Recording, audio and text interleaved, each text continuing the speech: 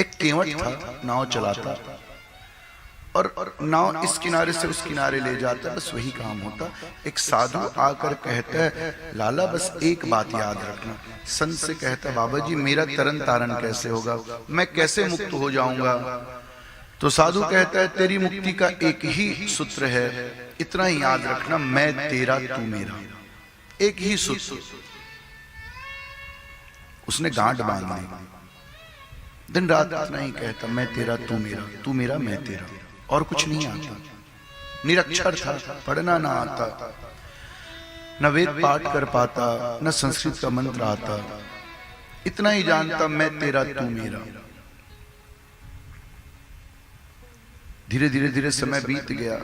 बिटिया थी, जवान हो गई, और जवान बेटी के शादी का समय आया। और ये जो मैं कहानी बता रहा हूं, ये सच्ची कहानी है, ऐसा घटा है। और ज्यादा दिन नहीं हुई, 70-80 बरस पुरानी बात है। जैसे ही वो केवटा जो था, बिटिया बड़ी हो गई, ब्याह करने की सुधि आई, और जब ब्याह के लिए निमंत्रण आया, रिश्ता आया, पैसे तो थे नहीं। पास ही नगर में एक सेठ था, उससे उधार लिया 2 लाख। सेठ जानता था कि अनपढ़ है, उसने लिखा पढ़ी करवा ली और कहने लगा, 2 साल के अंतर्गत नहीं पटाया तो तेरा जो घर है वो मेरी हो जाएगी, जो झोपड़ी है। उसने ईमानदारी से पैसे लिए, बिटिया का ब्याह किया, और ब्याह करने के बाद पैसे भी पटा दिए।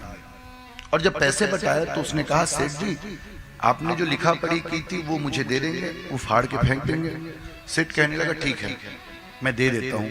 और जिस कागज में लिखा पढ़ी की थी, कोरे कागज में कुछ भी लिख कर दे दिया और फाड़ के फेंक दिया।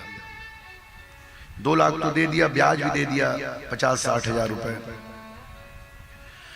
जैसे ही 6 माह बीता, सेठ ने केवट के विरुद्ध केस दर्ज करा दिया और कहने लगा कि इसने मुझसे पैसे उधार लिए थे और वापस नहीं किया। केवट को एक ही बात आती, मैं तेरा तू मेरा, तू मेरा मैं तेरा। पुलिस वाले हथकड़ी लगाकर ले जाते हैं, चीखता है, चिल्लाता है, भैया मैंने पटा दिया पैसा, मैंने बिटिया की शादी की और मैंने पैसे वापस कर दिए, पूरे 50-60 हजार रुपए वापस किए ब्याज के समय।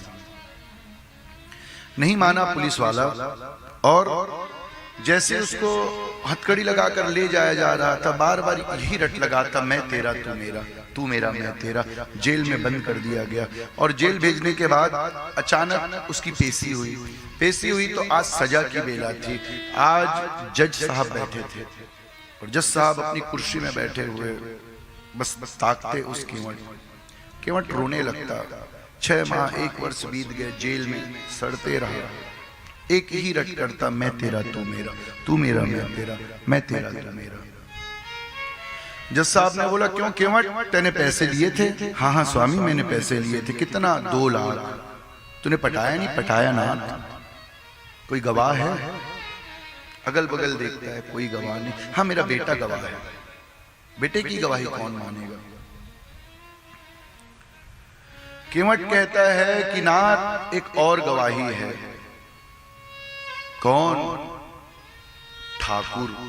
ठाकुर मेरी गवाही है। जज कहता, कौन ठाकुर? कहाँ रहता है? हमारे गांव में ही रहता है। कहाँ पर रहता है? बस मंदिर के अंदर रहता है।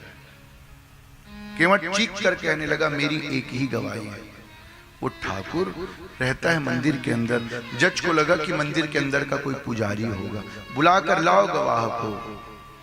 7 दिन बीत गए। आज उसका संतरी जाता है और पत्र भेजता है कि गवाही हाजिर हो। और मंदिर जब जाता है पत्र लेकर ठाकुर के नाम से, मिस्टर ठाकुर, और जाकर पुजारी को देता है। कहता है ठाकुर को बुलाया गया है। ठाकुर की मंदिर थी। पुजारी को लगा शायद किसी ने मुझे बुलाया होगा। फिर बाद में ठीक से पढ़ता है, उसमें लिखता है, उस पत्र में लिखा है, टेढ़ी टांग वाला परिचय, टेढ़ी टांग वाला, बंसुरी वाला। जज को लगता है कि कोई बांसुरी बेचने वाला। पुजारी बात समझ जाता है, पुजारी उस पत्र को ले जाकर ठाकुर की मूर्ति के सामने रख देता है। कहता है, ठाकुर जी, आपके किसी भक्त ने याद किया है, 7 दिनों के बाद आपको जाना है गवाह देने के लिए। केवट कहता है, जज साहब, मेरी केवल एक गवाही, मेरा ठाकुर है, उसका वो मेरा। क्या लगता है मैं उसका हूं, वो मेरा है। और आज 7 दिन बीत जाता है, पूरी अदालत कचाकच भरी रहती है, वो सेठ भी रहता है। आज सजा होने वाली है केवट को, आज उसके घर को जब्त कर ले वाला है जज साहब। आज मानो पूरे गांव वाले हतप्रभ है, क्या होगा। केवट ने तो कह दिया ठाकुर गवाही है। 7 दिनों के बाद पुजारी ने आज मूर्ति को सजाया, धोती कुर्ता पहनाया, पगड़ी पहनाई। कहने लगे, बाबा जी आज लाज रख, तेरा भक्त तुझे पुकारता है और आज तू चला जाना। आज मेरे ठाकुर जी को सजाया गया। बंधु, ये बात मैं जो बता रहा हूं, ये मेरे निजी जीवन का भी अनुभव है। और आज जब ठाकुर को सजाया गया, 7 दिन बीत गए, पूरी अदालत सजी थी। केवट खड़ा था कटघरे में और बार बार आवाज लगाया जा रहा था, ठाकुर हाजिर हो, ठाकुर हाजिर हो। कोई ना आता। 1 घंटे बीत गए। अचानक एक लाठी की आवाज सुनाई दी। लाठी टेकते हुए एक बुजुर्ग आया, 80 बरस का, साफा पहना था सिर के ऊपर। और जैसे ही आया, कटघरे में खड़ा हुआ। कौन है आप? ठाकुर, मेरा नाम ठाकुर।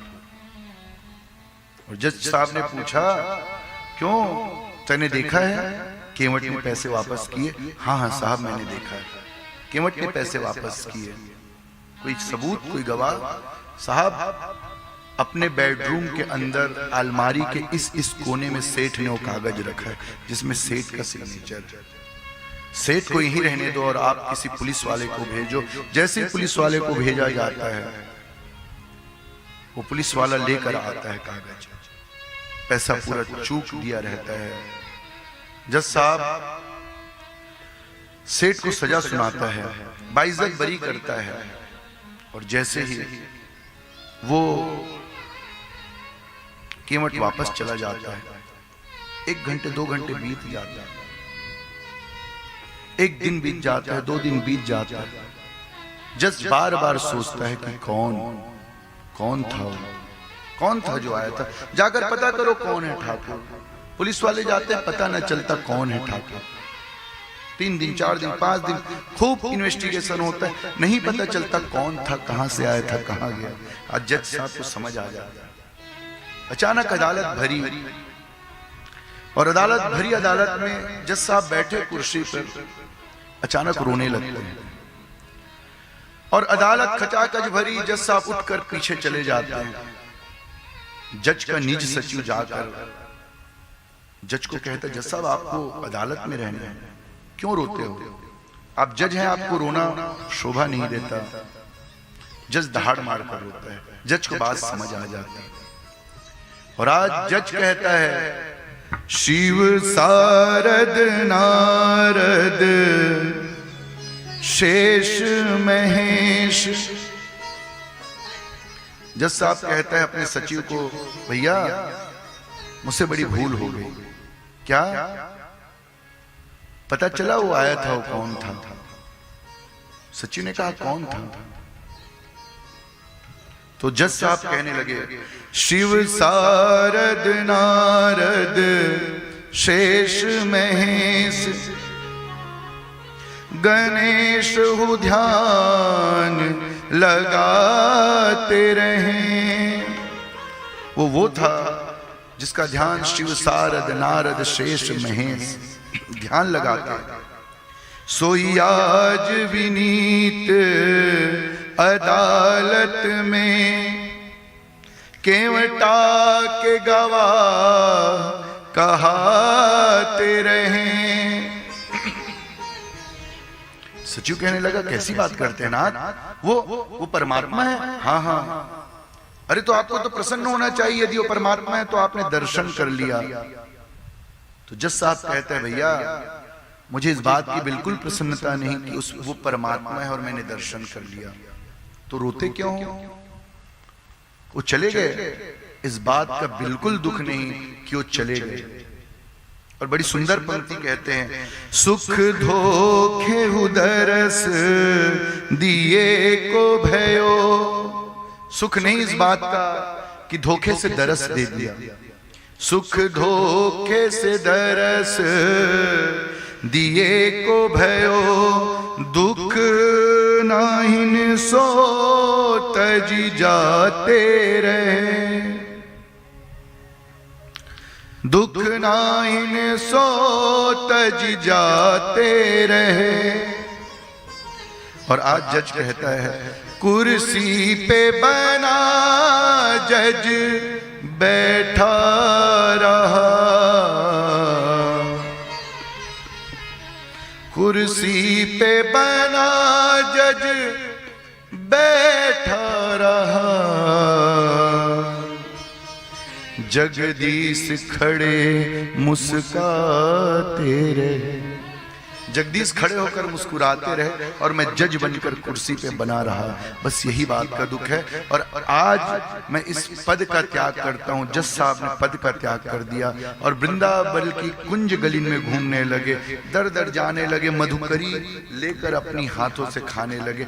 आज एहसास हो गया कि भैया न जज बन के परमात्मा मिलते हैं, न धनवान बन के मिलते हैं। मेरे परमात्मा तो तब मिलते हैं जब उनके जन बन जाएं, उनके जन बन जाएं, निज जन प्रिय जन बन जाएं।